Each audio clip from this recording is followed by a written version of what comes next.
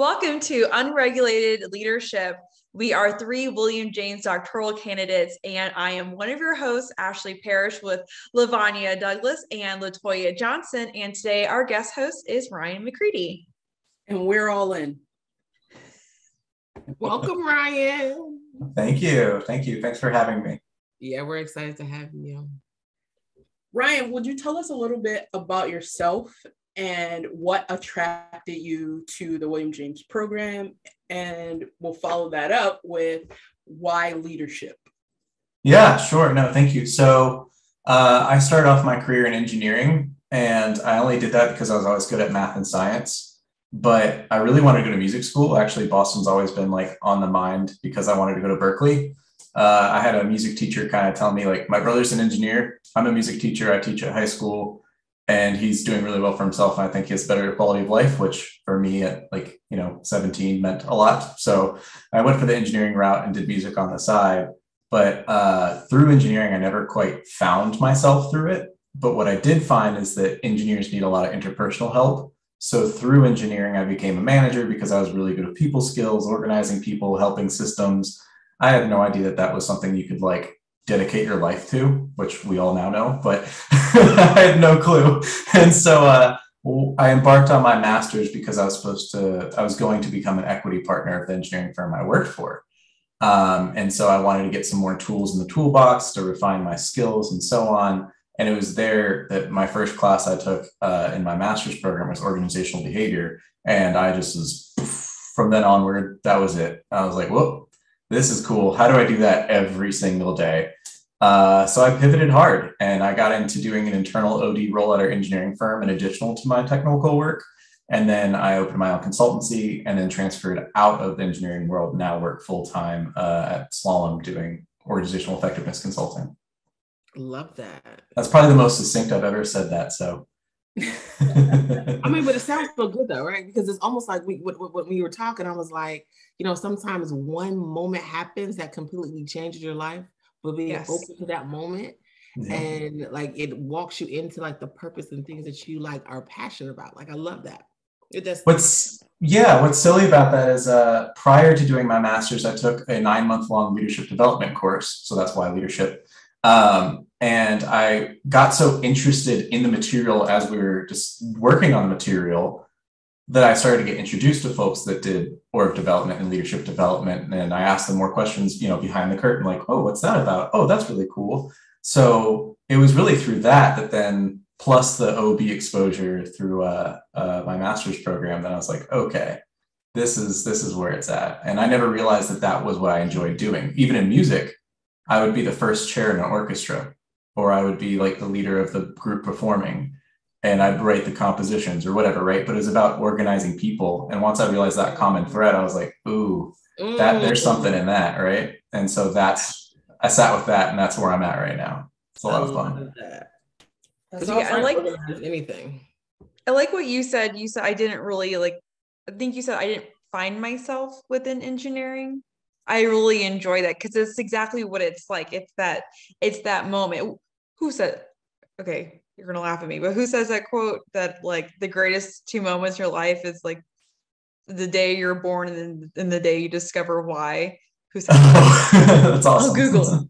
I don't know. We'll find out and we'll post it. Googling it right now. Ashley Vargas, 2022. Done. No, I can't. Please talk among you. So why William James, though? I can answer that question too real quick. Is the experience of my master's program was through the Harvard Extension School, and it was a very, very liberal arts program. You got to pick a lot of where you wanted to go, and I enjoyed that the content, the material was, it challenged the status quo and convention, and it was very introspective throughout the program. And so I appreciated that. And then also it was flexible for a working adult and, just like William James tends to be too. So, I wanted to do something that applied neuroscience. My engineering brain still exists. So applied neuroscience to this field, and then B, had the similar, flexibility and kind of open spirit to challenge the status quo. And man, William James was the only spot that really did all of that at one time. So that's what brought me here. Cause I was like, mecca exists right here, and it's right next door to where I was doing my master's. So I was like, this is wild. So it's still not real to me. I'm like, is this real? Am I allowed to be here? This is cool. Absolutely. So one thing that I really appreciate that you acknowledge is that you kind of took this route from the hard sciences, but also coupling that with your own passion. Do you foresee using your William James degree in many different arenas, or are you looking to niche out into a specific field with your neuro concentration? Yeah, I see it through a lot of different arenas. I mean, professionally, the two things I really enjoy is teaching and education. So part of the impetus for getting a doctorate is to have that terminal degree to help lecture in. And I love doing that. It's just really my passion. But in addition to that, like, the whole reason why I started getting higher education was because I wanted credit and more people to talk to for the books I was reading and stuff for fun. So this is stuff I'd want to learn anyway, and I want to have these challenging conversations anyway. But applying that to the workforce is really cool too. So with the consulting work I do right now, it's very broad spectrum through like change management, talent development, tech transformation. But how do we bring psych into it? And that's where I've been able to be enabled. So that's really fun. So I want to do both. I want to consult and teach, but through a broad number of arenas. I don't want to limit it to corporations or nonprofits or what have you, right?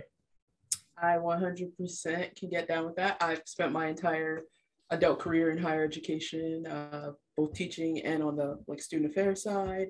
And so I can completely empathize with wanting to have somewhat, I like to tell people I get to have the liberal arts experience in my work, right? That's awesome. Yeah. So that's what the William James degree allows me to do. So yeah, That's awesome. That's cool. It's also funny coming from a hard science though, because as an undergrad in engineering school, liberal arts was like a dirty word. It was like, oh, what are you going to do with that? And now I'm like, give me more. Like, I never got this. I feel like I'm getting like nurtured for the first time. But you know, when I hear you say that, it's almost like sometimes we feel like it's either or. And we can't combine things, or we can't make them our own, right? And so when you combine whatever it is that you enjoy doing, it doesn't have to be this or that. It can be all of it. And you're the only one doing all of it, right? Like, yeah. I love it. I totally agree with you. It's horrible that we have that dichotomy with everything, I think, in the world right now, but it's not helpful. Yeah. I think it's also really great that what William James says is that they bring in the science part of it, because especially with all of the new societal revelations that people are having, the issues have always been there, but the revelation that people are having, William James is giving us like the armor and the information that we need to go in and educate other groups and subgroups and people that are really grappling with, with societal issues for the very first time. And then we can go in with brain scans, and we can go in with, of a historical analysis point of view on issues. And that instead of just going in with just our morals and, our feelings. Own, just like, this is right. Like, why is this so hard? But for some people in some groups, like, you need a little bit more. And that's where the science comes into play. Yeah. Yeah, no, absolutely. I appreciate William James's focus on the external and the internal too, to that point, right? So it's very much so, we all know, but to most ethically and most powerfully interact with social systems, we have to be aware of how we affect them. And far too many programs make it seem like you're just a big speaker that, tells people how to change. And like, that's not effective, because what you're putting out there, we all know, is like just as powerful. So how you show up is just as powerful as how they're showing up to you. And I really appreciate that, because that can be, people put that off as woo-woo sometimes, but I love practicing mindfulness and meditation and such. So like, I really appreciate that we bring the science behind that even, and we say, hey, what are your problems with boundaries? And how is that showing up when you're working with a professional client? And how does that not help them? Yeah. All that. I think you bring up an interesting point that we as consultants, as leaders, as sounding boards, whatever we are when we're in that space of helping our own biases, strengths, weaknesses, growth are very much important. And so when you think about this work and as you like see yourself moving throughout the William James program, what are some things that you're hoping to kind of strengthen for yourself as you think about the landscape of work you want to do? That's a great question. I think for myself, it's a recognition, and I think this is hard for everybody, especially right now, but recognition of personal identity, how I show up to others and how I show up to me, and then versus how those biases manifest themselves in certain situations that I may or may not be aware of. And that's been a very fascinating part of this work and trying to think about it. I show up as a hetero white male, just to put it out there, right? That has its own issues when you walk into certain situations that you genuinely want to help with, but you have to recognize where's your place and where how is that showing up, right? So that's something that I would love to do more work in and develop in a lot better, because it is fascinating. It's something that I'd like to understand better, 100%. I relate to that. And I'll say that as someone who's worked in higher education and is a learner by choice, I think I have used my doctoral journey, but probably all of my other schooling before it also as a coping mechanism to figure out myself. Yeah. Right. And my own ish, if you will. And so I think that there'll definitely be opportunities throughout your time to really kind of figure out how you show up, how people perceive you, and how you perceive yourself in those situations. Definitely.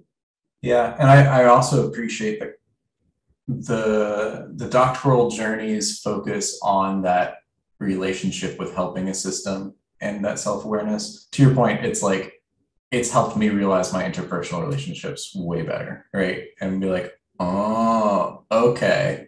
Yeah. Like I was actually trying to help because I wanted to be in power right there. That's what I was doing. I didn't think so. I thought I wanted to be helpful, but it's like, no, I was trying to express authority over somebody that didn't ask for it. Like, what was that about? Or vice versa, me being the victim, if you will, of that, right? And being more aware of those situations has been excellent. You guys are talking about something that people don't do, which is self-reflect, right? That whole self-reflection piece on yourself, right? Listen, because just some of the few things that you guys have described, even like you're getting an education to educate yourself, to figure out yourself, right? I got a whole master's in mental health counseling, and now I don't even want to be a therapist anymore. But it helped me figure out myself. It helped me figure out how I show up in the world, how I show up at work, how I show up in my family, how I interact with people, and how I want to be perceived. But the amount of work that takes, people don't do that. But I think that's where great people we are, right? Because they choose to do that. They choose to be uncomfortable with themselves so that they can be better in this world. I just had to say that because I thought that was awesome. No, absolutely. And like when you think about it, yeah, like some snaps there. The leaders that lie to themselves and don't do that work, right? They only get so far before something breaks and tumbles everything down, right? But those that take that time and actually do know themselves and how they really work and can own it, those are the ones that do the best, right? There's plenty of like really horrible people in history that did horrible things, owned those horrible things, and came out to be kind of incredible people sometimes. And then the opposite's true too, right? So it's all about like how authentic are you when you're moving through this existence, right? And that's hard to do. We don't celebrate that yet as a society, I don't think. We should have a party for authenticity. Okay. Oh yeah. Listen, I'll make some shirts. Come as you are. Shirts. Don't. We need to have a party for that, right? Celebrate being authentic. Yeah. I'll plan it. Anyone want to be on the planning committee for that party? Let me know. I'm going to be authentic and say I've overextended myself, but I'll be glad participant. Oh my goodness. I will be there. I love it. So Ryan, even as a first year, you've already done some research, and we want to talk a little bit about that if we can. So in the publication Work from Home, Multi-Level Perspectives on the New Normal, there's a chapter which you collaborated on. And so would you just introduce a chapter, and then we can kind of get into some specifics? Yeah, sure. So our chapter is on perspectives of people working remotely during COVID. And it was a 15-week study that we conducted basically from the beginning of the global shutdown in March of 2020 through 15 weeks. And then we kind of stopped there just to see what trends were going on. In truth, when we first set off on it, we had some hypotheses of what might happen, but it was just a reactionary of when else in history have you seen everybody force control go remote? You've never seen it before. We've never had it before. And so obviously with the research that we did, we totally are aware of the limitations, because during a global pandemic, not to mention the other things that ensued thereafter, there is a societal depression, right? That's just in the background.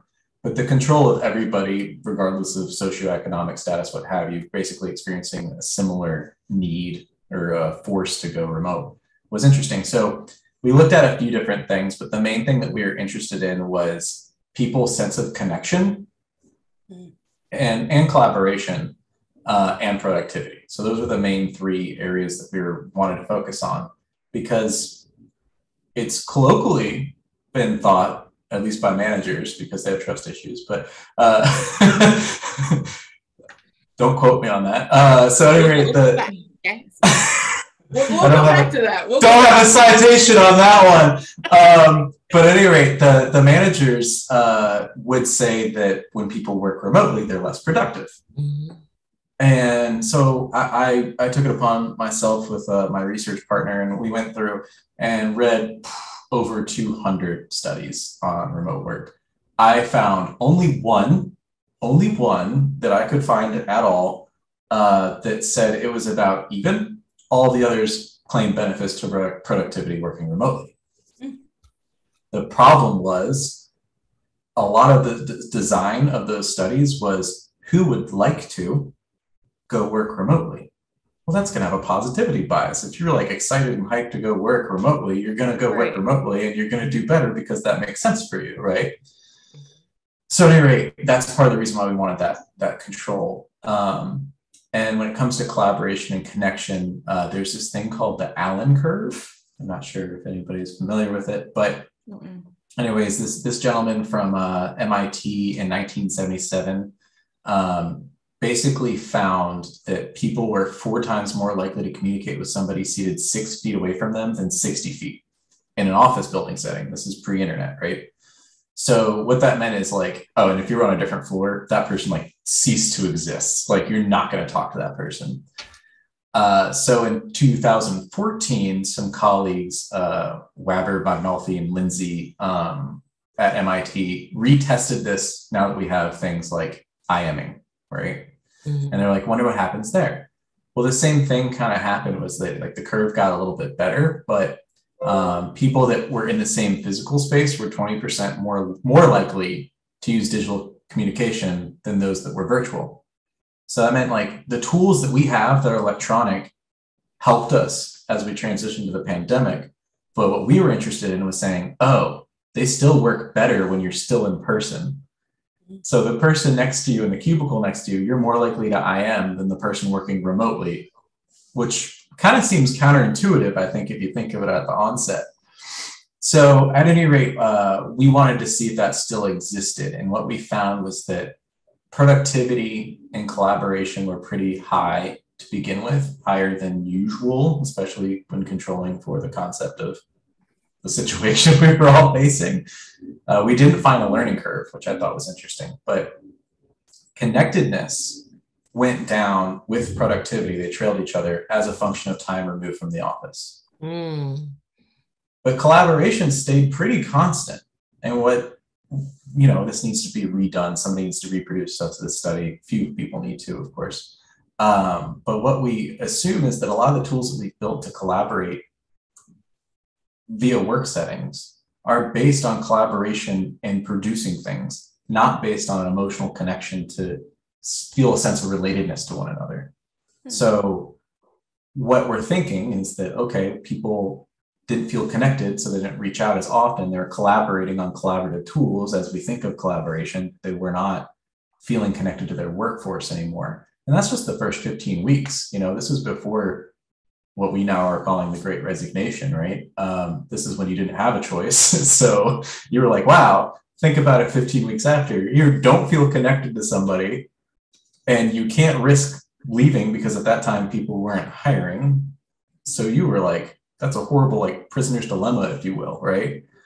So that's pretty much what our findings showed, was that the Allen curve still holds true, but we think it's more related to a sense of connection than it is related to the ability of tools to help you collaborate. So there's still an optimal amount of time to be in the office. And there's this thing that we kind of loosely defined later on in the study. It's like bringing back the engineering brain, so bear with me, is social capacitance. So I'm not sure if you know how a capacitor works electronically, but it's pretty simple. That's fine. Imagine an empty glass of water. If I started pouring water into this, it would fill up to a certain threshold, but you couldn't fill it up anymore. But if I drilled a hole down here, it would flow water out, right?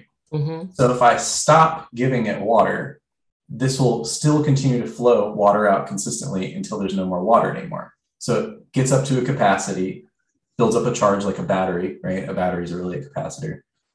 And then it depletes it down till it's gone again. But if it's full and you pass a current through it, it just stays the same.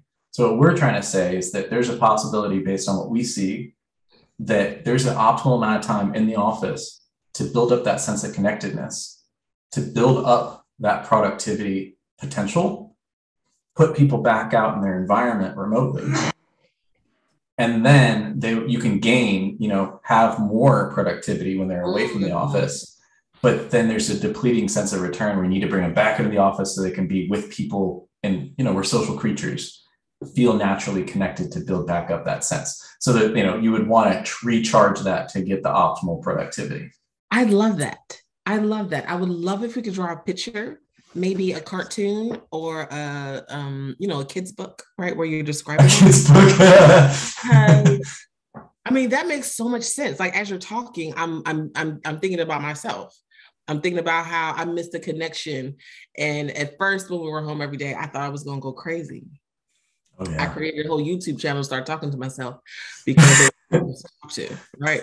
But now I've adapted and I've learned to make good of being at home. But I still, when I go in that once a week, I feel great. I'm seeing the people and I go back home and just be great in my own space and still, get up there. There's a balance. Yeah. Right. And so, but I wonder, is that for everyone? Because I'm an extreme extrovert, right?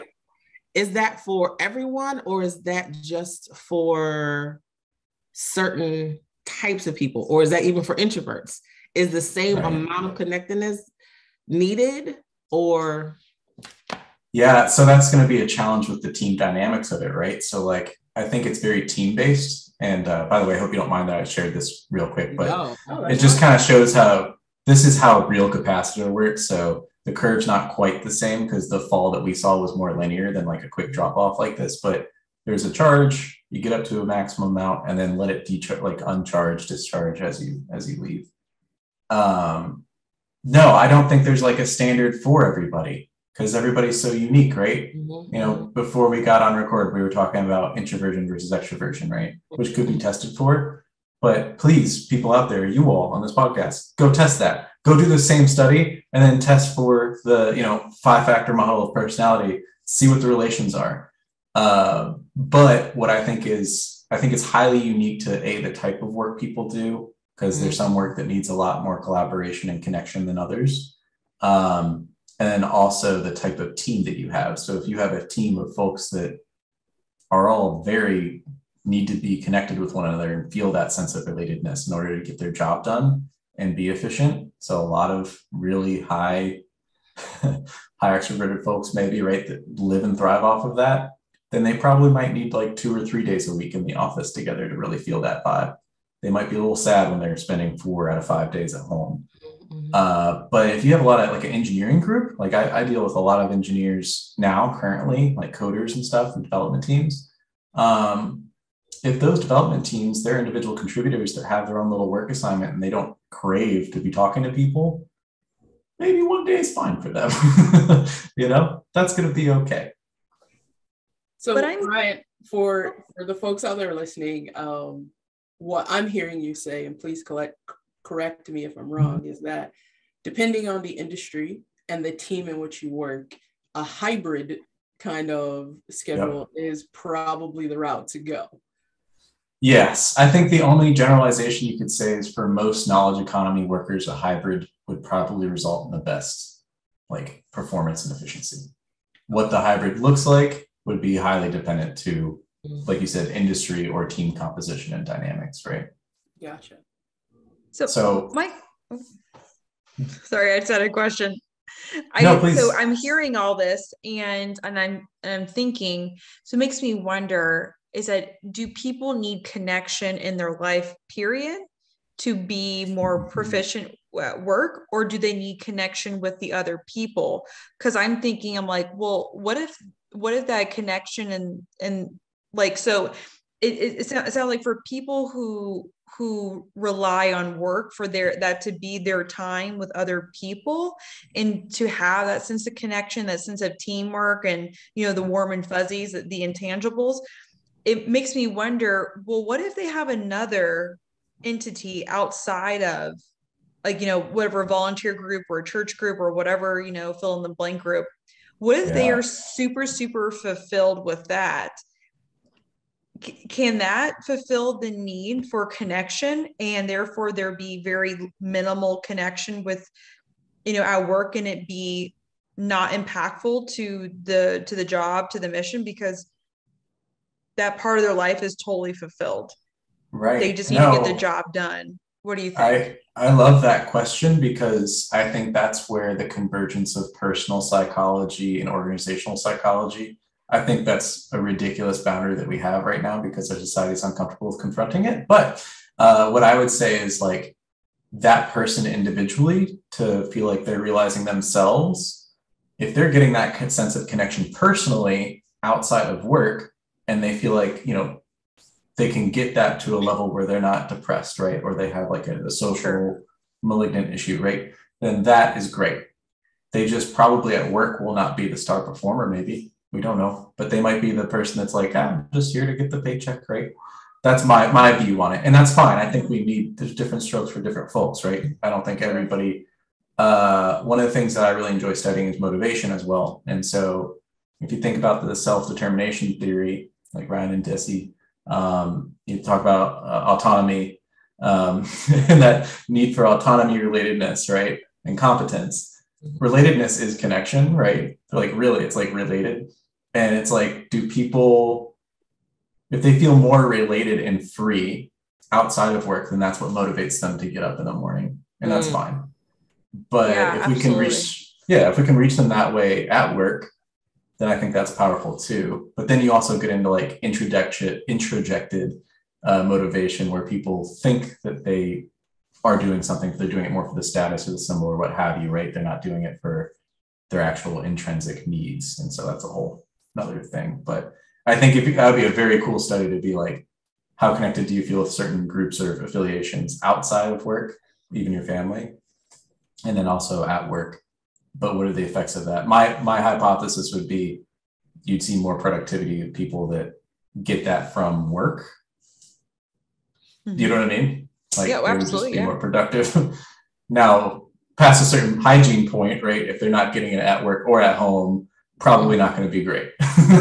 Like they're not going to be productive because they're going to be checking out of life, right? That's not a great place to be. I feel like there's such a like having it at both. Imagine having this motivation at home and right?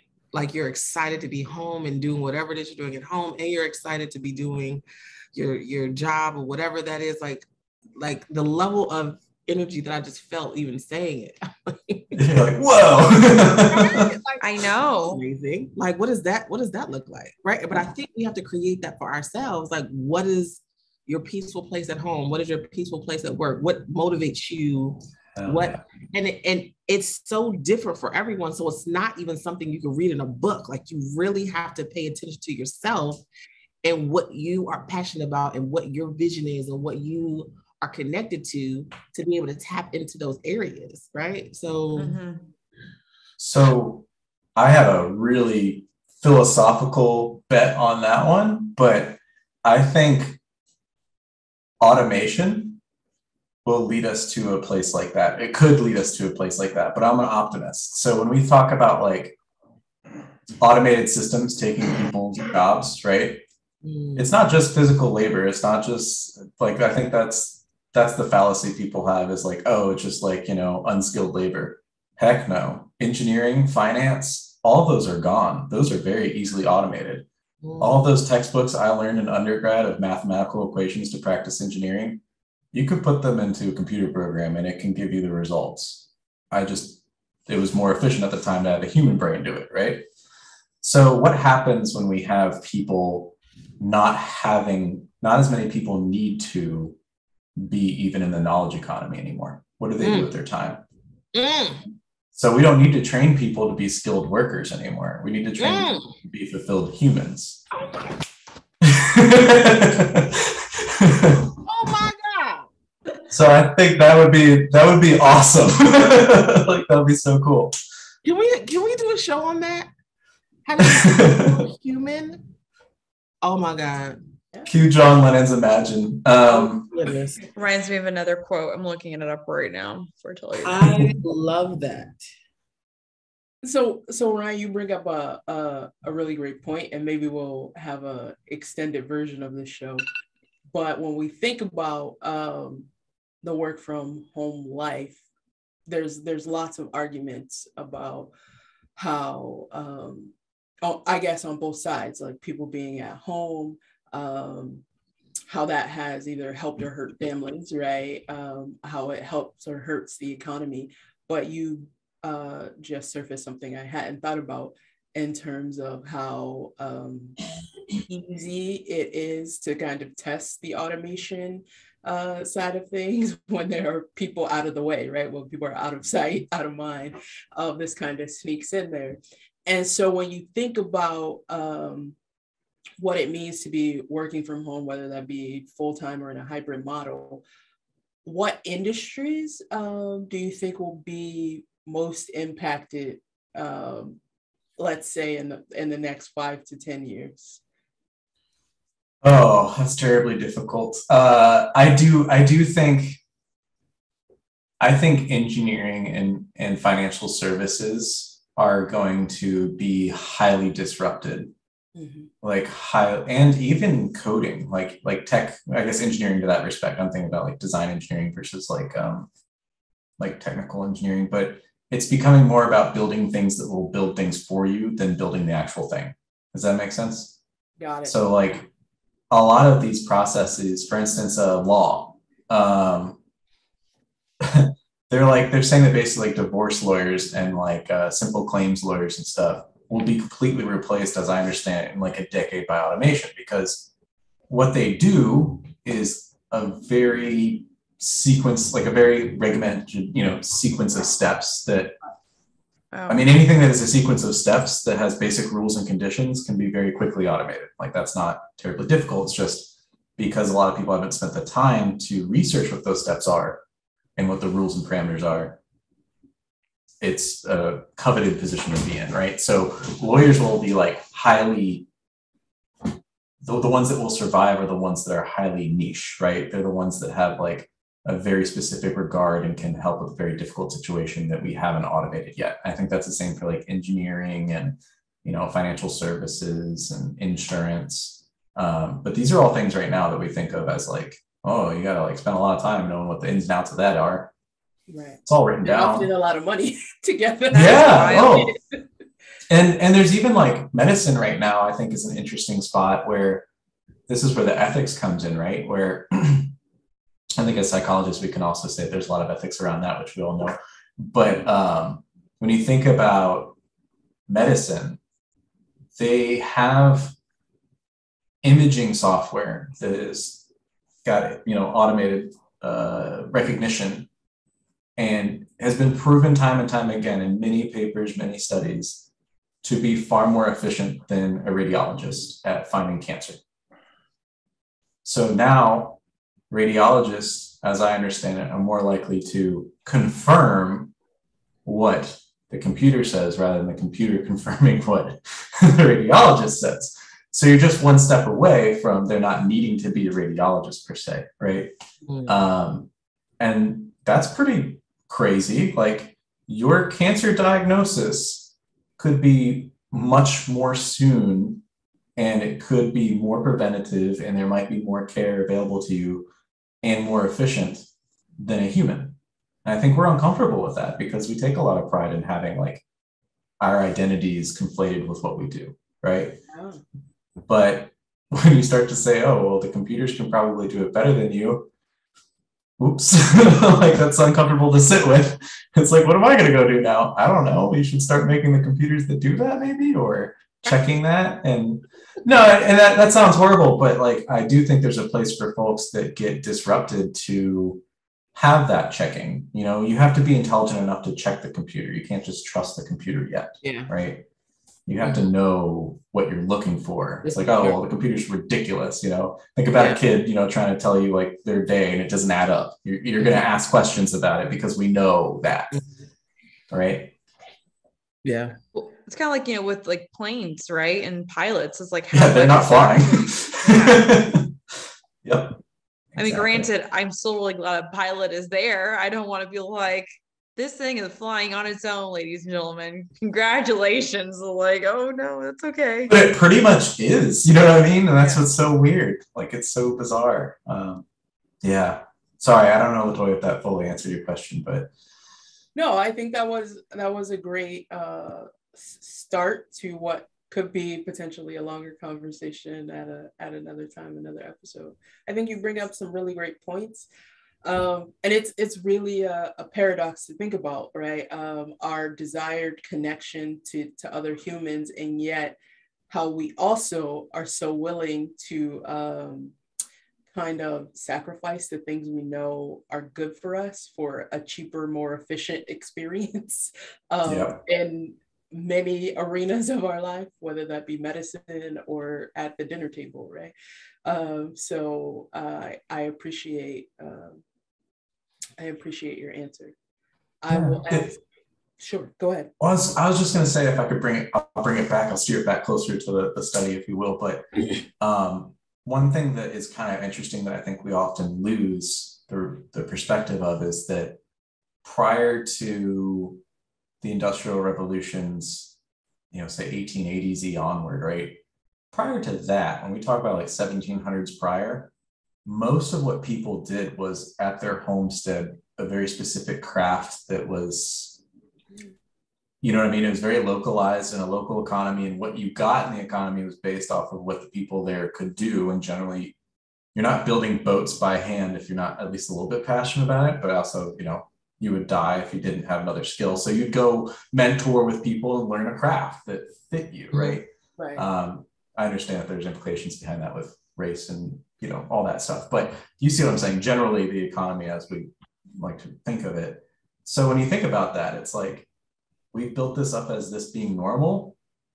And then we're like, oh, this is the new normal. It's like, no, not really. It's just people doing their craft and then like sending it into the bigger office. And that's where we're at right now, right? With the remote work situation. It's like, oh, this is my craft and this is my little office, right? And I'm hammering out knowledge ideas. I'm not building little, cobbled shoes, but I do my thing here and I hone my craft here. Right? Mhm. Yeah, one thing, that quote, I found it, who it's by, and I read it just the other day, and you were talking about like being replaced and like how jobs today, like lawyers are being replaced, and then how like in the STEM community, like the need to bring in creativity. And the quote I read yesterday was, if you don't want to be replaced by a machine, then don't act like one. It's by Arno Alon Penzias. I butchered his name, but I read it the other day. I was like, ooh, like snap. And then Mark Twain was the one that said, like, the two greatest days of your life is the day you were born and the day you find out why. Of course. It's always Mark Twain. It's always Mark Twain. I love him. I love that. No, I like that. And I think there's like a greater issue as a society that it goes back to like, Lavonya, what we were saying with like preparing people to realize themselves. We prepare people to produce. We don't prepare people to think critically. And so when we talk about the quote that you just said, Ashley, it's like, okay, well, how do we make people think creatively, like think truly critically and creatively? Because that's where they do provide the value, right? So I think it's through reward, simply rewarding them as children, and then throughout their life that you get rewarded through thinking creatively. So a Scantron test, not very creative. No.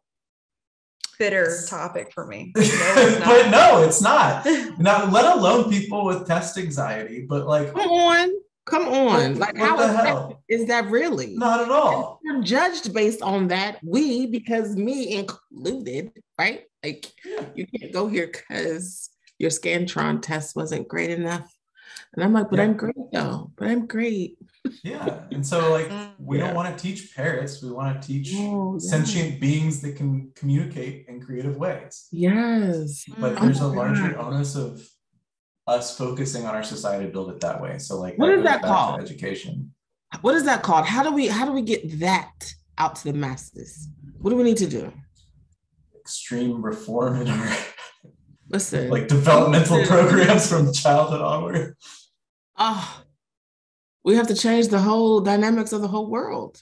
Here's what's I think is super disappointing is that a lot of educators, as I understand it, even in like elementary, right? Because now masters are becoming compulsory. So you have very highly educated people getting paid a horrible wage that go and now study at a master's level to understand how inefficient the ways that they're forced to teach is. What the heck is up with that? Like that, to me, that is horrible because we used to teach teachers to teach the way that we see it now, right? And that has its own issues.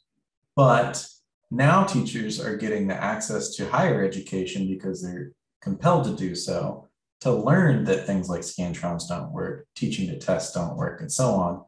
Yet we're not giving them the resources to actually do that because it's not their fault that they're forced to have 45 students of differing needs within one classroom. That how the heck are you going to test all those people's competence in a way that they can reflect their own way creatively, right? We can't have a written essay for every single question for those students because this person's working in and out to do 5 subjects, right? So how are you going to teach 7 subjects, 5 subjects, have them be creative writing, not to mention helping kids learn how to write? Like there's so much to be done there. It's just so much to tackle, right? It's a horrible situation. Oh, and they need to self-actualize at the end too. Oh, and by the way, beyond understanding like how we function as humans and our whole history of society and where we're going, you also have to understand who you are too. But I do think I've seen more of that in recent years come into the classrooms. It seems like their emotional regulation and teaching kids that along with the pedagogy has been pretty powerful. But well, Ryan, I feel like you've given us like 5 different topics for our next shows that we're gonna have to Because my God. I even wrote it down. I wrote down your little quote and I put your name by it. I love that. It's unfortunate though. I hate to see my name next to that because it's so unfortunate. But when we start doing things that change that narrative, you're going to be the person that we come back to and be like, yo, this is what we talked about that one day in March in 2022. And now look where we're at. We're out here changing the world. Do you all, I'm sorry, Ashley, I don't mean to cut you off. I think what's interesting about the work that we particularly do in study, it's really proving the point that there is not self-fulfillment and productivity are not at odds with one another, I don't believe, right? Mm-hmm. If we want to take sustainable change to a system, we allow those people to find the way through the change, right? Like sustainability is all about not the short-term dopamine reward, but it's about the serotonin being comfortable with now and like moving forward, right? We get that stuff. And so I think the problem is we have like this gigantic musical chair situation at play where a lot of people, most people spend most of their lives fulfilling things that they don't feel fulfilled by. Mm-hmm. But they might be fulfilled by somebody in another chair and vice versa. It's almost like all of society needs to like play musical chairs. And my hypothesis, that's what the Great Resignation is all about. It's where we're having this kumbaya moment of saying like, ooh, I have the security and understanding that like, I can reinvent myself right now and everybody else can reinvent themselves. And that's fine because I don't want to do this. I want to do that. It's not a great resignation because then we'd have everybody sitting on their butts. That's not happening. We have people changing across careers greater than any other time in history, as I understand it. And I think it's that musical chairs is starting to happen where it's like, wait a second, I was programmed to think this way, but I sat with myself for 2 years and that's not cool. It was a forced meditation.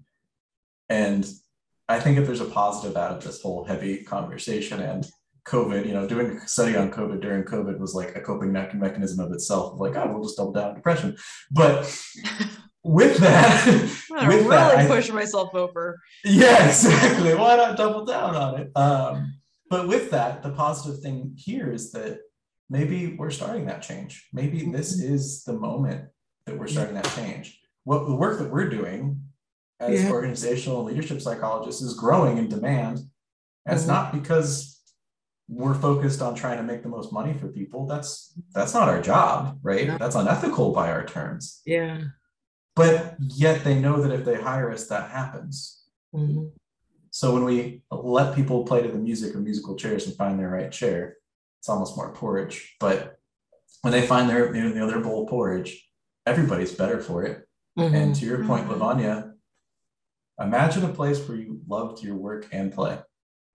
Imagine it. Imagine. Be cool. Wow. I'm creating that for myself.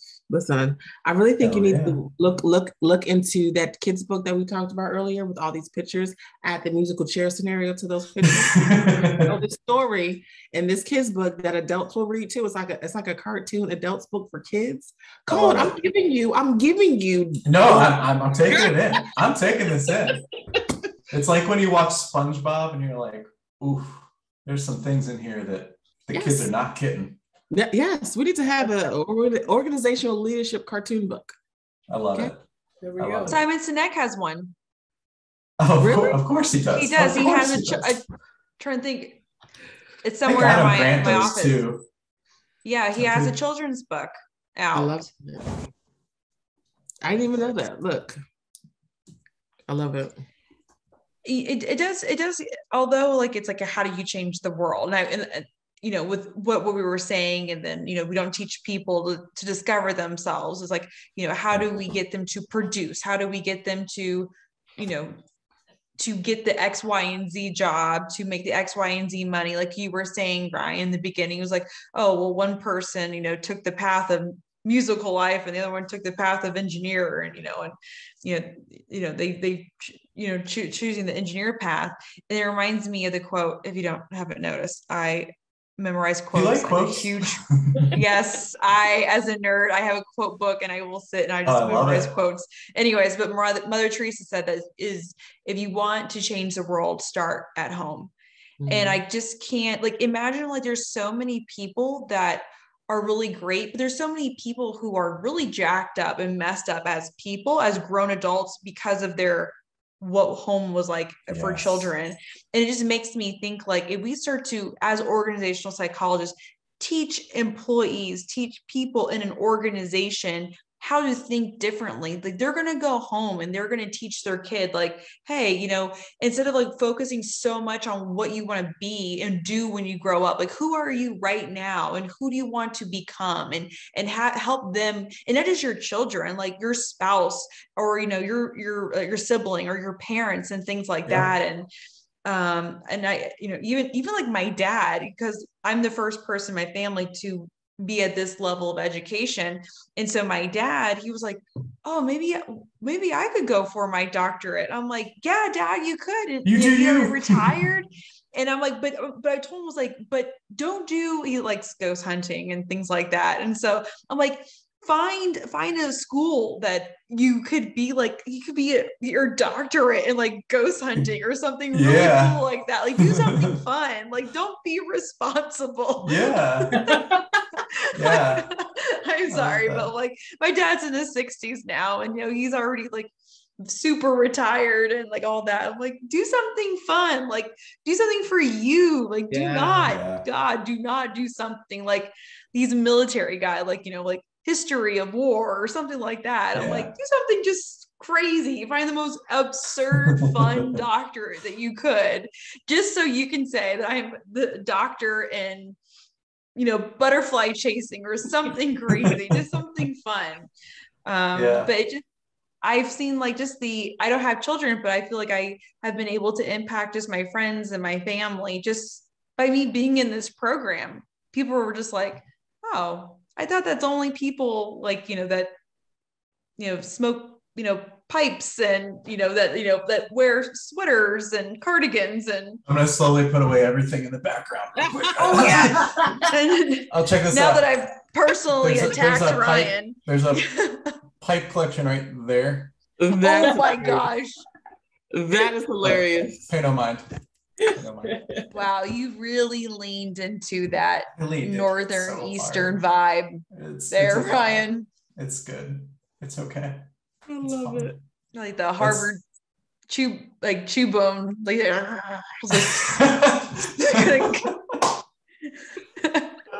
yes, exactly. No, but to what you said, I think that's powerful, and that I think employers could take a better sense of responsibility to break the cycle too. Because I don't know about you all, but I think in general, like survey says, we're the products of our environment, right? So like you said, you're a product of like where you grew up, and then you go into organizational systems and social systems that perpetuate whatever your biases were beforehand, really, for the most part. And then there's some of us weirdos right here on this screen that go out and try to challenge ourselves and get weird. And that's fine. And that's says something about our environments, but we'll save that for therapy. But I was just thinking, I was like, yeah, I remember. Yeah. So what one thing, like not to completely brown nose my current employer, but we have a few mandated trainings. So like everybody knows these mandated trainings, generally happen, right? It's like now it's DEI after last year. Needed to happen after last year. It's like, maybe we should have been there all along. But anyways, we had workplace harassment, which was largely sexual harassment based. And then race was thrown as an afterthought in my view. And then now we have DEI training and so on. Our current employer, this is so different. Within the first year, one of the trainings we have to take is called the drama triangle and the ladder of inference. That's right. That's not just for organizational effectiveness consultants. That's the entire company. It doesn't matter if you are a coder. You will understand how you show up in a system and whether you're perpetuating drama or not, or if you're jumping to conclusions or not. Wait, can you explain a drama triangle? And then, so is it like a 360 review, but No. So the Cartman drama triangle. I can't remember geometry. I failed it twice. Like whatever those, what the angles are for the. That is so fascinating. It is ridiculously drama cool. Triangle. Let me try not to pull up my Navy Federal for you all. Sure you love that's okay. You're safe here. All right. Try again. Okay, I'll draw it with my hands because it's having issues. Okay, so you imagine a triangle. Up here is the rescuer. Over here is the persecutor, and down here is the victim. And so, you know, Edgar Schein's Help, right? We've all read it. Love him. Yeah, love him. Good people. I hope so. Rescuer. Rescuer is when we feel compelled to help people because they're victims and they don't have responsibility over their situation.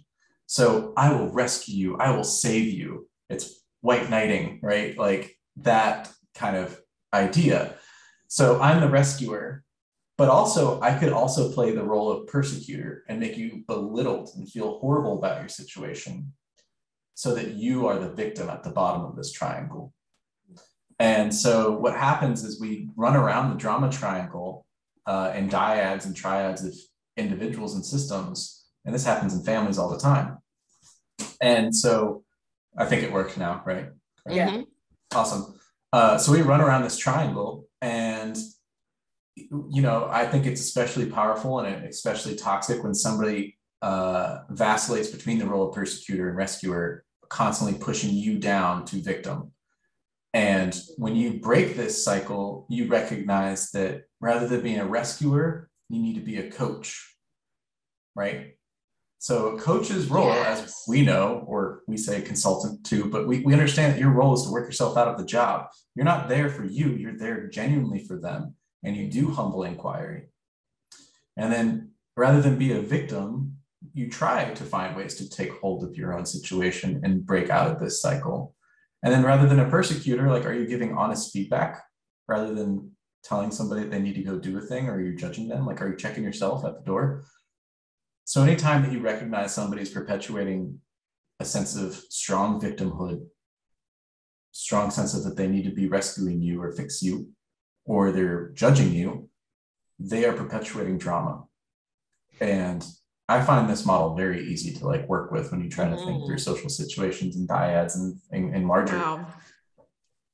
Wow. So yeah, that's one of 5 required trainings. I think 3 out of 5 of them are to that level of like, that's what we have to get required to learn in our first year at Slalom. And I think that's so cool because we don't teach it as like, this is you as a consultant, this is you as a coder, this is what you need to know. It's about like, this is just how you show up in the world. And like, think about your family situation and how you talk to your kids too. Like, we go there as a company. I think that's really cool. To what you were saying is like, it affects like your home life. Oh, I like it. I love it. I love it. Stirring the pot. Well, I like it. Yeah. I love it's getting weird. But I love it. I love that. Yeah. It reminds me of this one girl in the office. She comes up to me to just let me know that someone was saying something unkind about me. And she was like, I've got your back. I'm, blah, blah, blah. And her excitement to let me know that she was looking out for me, I was just like, you're just as bad. Yep. Like you were also the problem. I wonder if you could have said something to those people that were saying it that you just talked to. I'm like, girl, I got a triangle for you. And you're trying to push me down on it. Not today. I'm like, peace out. Triangle. Love that. Exactly. In the interest of time, I want to say thank you, Ryan, for showing up for us and really taking us through leadership, your journey, your research, and for offering up so many additional topics that we might explore. we look forward to welcoming you back.